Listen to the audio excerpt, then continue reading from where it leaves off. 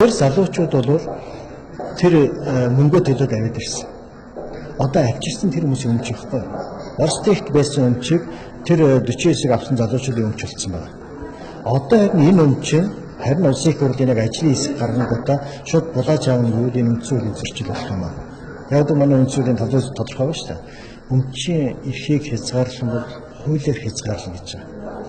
Гэхдээ яаж хуулиар тийм хууль нь хаана вэ? Энэ асуудал байна.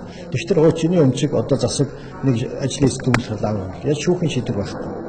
Шүүхийн шийдвэргүйгээр ингээд өмч булааж авах юм бол энэ өөрөө үндсэн хуулийн зэцтэй очоод өмчих асуудал.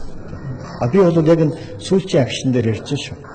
Энэ агшин хүртэлх процесс тэр мөнгө бос процесс энэ өөр асуудал. Одоо энэ бол дэлхийн том ихний ард болж байгаа үйлдвэр шүү. Энийг зарах процесс нь тэнд нэгдсэн олж авах нь бол тэр хүмүүсийн буруу биш.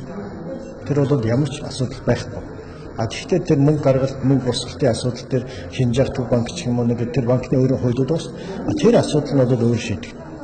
Би яг одоо автсан өмч сая ажлын хэсгийн хурлаар шууд шийдэд бараг л улсын өмчөө болгочихно гэж ярьж байгаа тэр үйлс нь өөрөө өмцөөлөн зөрчлөө гэж хэлдэг.